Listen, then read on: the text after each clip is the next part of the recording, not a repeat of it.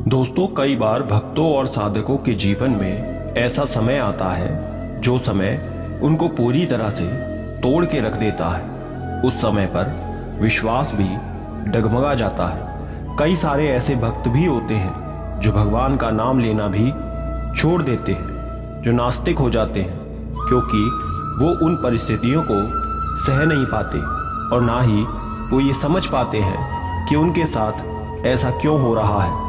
जो लोग पूजा पाठ करते हैं, भगवान की सेवा करते हैं, उनके दिमाग में बस एक ही बात होती है कि हमें सुख ही सुख मिले, सब कुछ हमारे अनुसार होना चाहिए, जो हम चाहते हैं वैसा ही होना चाहिए, हमारी सारी मनोकामनाएं, हमारी सारी इच्छाएं पूर्ण हो। पर सवाल ये, अगर सुख आप भोगते हैं तो आपके हिस्से का दुख कौन भोगेगा?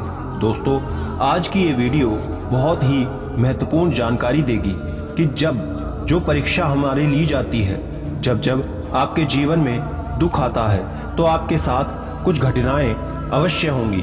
आपको उस समय किस तरह से खुद को मजबूत रखना है, सब कुछ इस वीडियो में आज बताया जाएगा।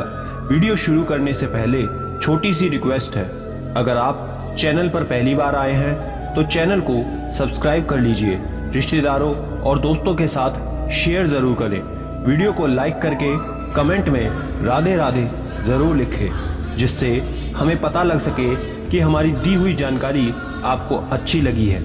दोस्तों, सुख भोगने का असली मज़ा तभी आता है जब आपने जीवन में दुख भोग रखा हो, क्योंकि अगर आपको किसी लाइन को छोटा करना है तो उसके लिए सिर्फ उस लाइन के बगल में एक बड़ी सी लाइन खींच दो, जिससे जो पहली वाली लाइन है वो छोटी हो जाएगी। उसी प्रकार जब आपके जीवन में दुख आता है, परेशानी आती है, तभी आपको पता चलता है कि सुख की असली वैल्यू क्या है। एक भूखे को ही अन्न का पता होता है कि अन्न कितना ज़रूरी है, अन्न कितना महत्वपूर्ण है, कितना विशेष है। जिनके तन पर कपड़े नहीं होते वही कपड़ों की वैल्यू को जानते हैं, जिसके पास घर नहीं है वही घर की वैल्यू को जानता है। इसलिए जब दुख आपके जीवन में आता है तभी आपको सुख की असली वैल्यू और उसका अनुभव अच्छे से समझ आता है। वैसे तो इस दुनिया में कोई ऐसा व्यक्ति नहीं है जिसने सुख और दुख दोनों को प्राप्त ना किया हो। दुख और सुख सब कुछ कर्मों पर आधारित होता है। कोई व्यक्ति ऐसे कर्म नहीं कर सकता जिससे सिर्फ उसको सुख की ही प्राप्ति हो, या फिर कोई भी व्यक्ति ऐसे कर्म नहीं कर सकता जिससे सिर्फ उसे दुखों की ही प्राप्ति हो। पूर्व जन्मों से ही ये कार्य चलता आ रहा है, इसलिए दुख भी भोगने होते हैं और सुख भी भोगने होते हैं। प्रकृति का भी यही नियम है।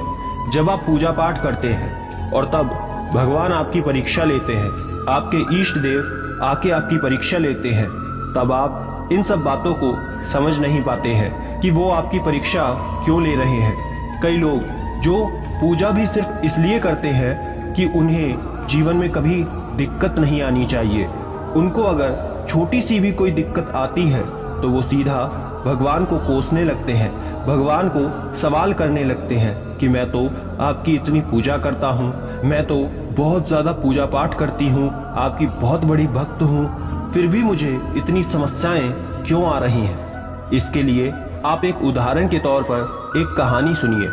एक व्यक्ति था जो भगवान की बहुत ज़्यादा पूजा करता था। एक बार उसके पैर में मोच आ जाती है और वो चलने में थोड़ा असमर्थ हो जाता है।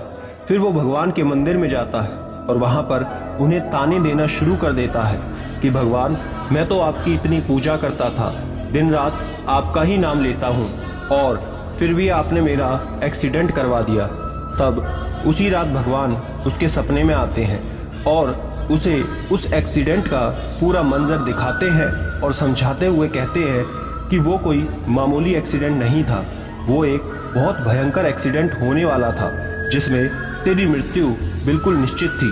तो कहीं ना कहीं तेरे कर्म, तेरा पूजा पाठ, मेरा नाम, ये सब लेने के कारण वो इतना भयंकर एक्सीडेंट एक छोटी सी खरोंच में बदल गया।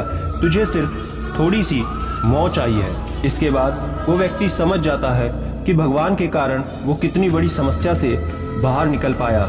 इसलिए दोस्तों, भगवान जब भी आपकी परीक्षा लेते हैं तब वो असल में आपको इस लायक बनाते हैं कि आप अपने जीवन में सफल हो पाए, कि आप उन परीक्षाओं में सफल हो पाए।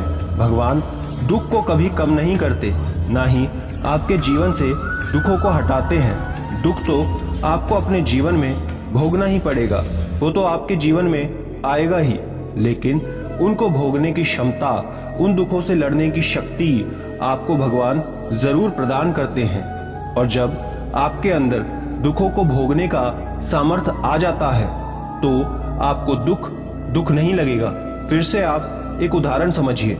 एक व्यक्ति मिर्ची खा रहा था और जैसे ही उसको मिर्च का एहसास होने लगता है तो उसने तुरंत एक गुड़ की डली को खा लिया और उसको आराम लग गया। फिर उस व्यक्ति से दूसरा व्यक्ति पूछता है कि क्या मिर्च का तीखापन खत्म हो गया? तब वो पहला व्यक्ति जवाब देता है, नहीं, बिल्कुल नहीं, मिर्च का तीखापन तो उतना ही है, लेकिन गुड़ ने मिर्च के तीखेपन को झेलने की शक्ति दे दी, जिससे मुझे बिल्कुल नहीं लगा कि मैंने मिर्च खाई है। भगवान आपके जीवन में जो भी रोल प्ले करते हैं, आपके जीवन में उनका जो कार्य होता है वो यही होता है कि वो आपको इतनी क्षमता प्रदान कर दे, इतनी शक्ति दे दे कि वो दुख आपको दुख ही ना लगे। इसलिए भगवान को दोष मत दीजिए, उनको कोसना बंद करें, अपने कर्म पर ध्यान दें, अपने बुद्धि और विवेक का उपयोग करें। अब हम ये समझते हैं कि भगवान जब आपकी परीक्षा लेते हैं तो कैसे लेते हैं, वो कौन से संकेत होते हैं जिससे आप जान पाएंगे कि भगवान परीक्षा ले रहे हैं। जब भगवान आपकी परीक्षा लेते हैं तो कई बार ऐसा होगा कि आप खाना खा रहे होंगे और दरवाजे पर आपके कोई अचानक से व्यक्ति आ जाएगा जो भूखा होगा, या फिर कोई मांगने वाला आ जाएगा, या फिर कोई जानवर जैसे कोई कुत्ता, कोई गाय आ जाएगा। और उस समय अगर आप अपनी थाली में से उसे रोटी खिला देते हैं तो इसका मतलब है कि भगवान प्रसन्न हो जाएंगे।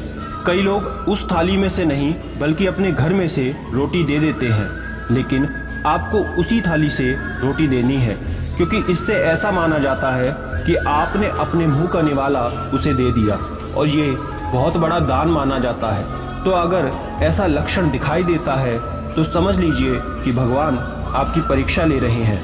कई बार भगवान आपकी परीक्षाएं ऐसे लेते हैं कि जैसे आप कहीं जा रहे हैं और रास्ते में कोई व्यक्ति आपको मिलता है जो ठंड से कांप रहा है, तो आपके मन में ये भाव आ जाता है, आप उसके लिए कंबल, जैकेट या फिर अपना ही कोई कपड़ा दे देते हैं। ये भी बहुत बड़ा दान माना जाता है।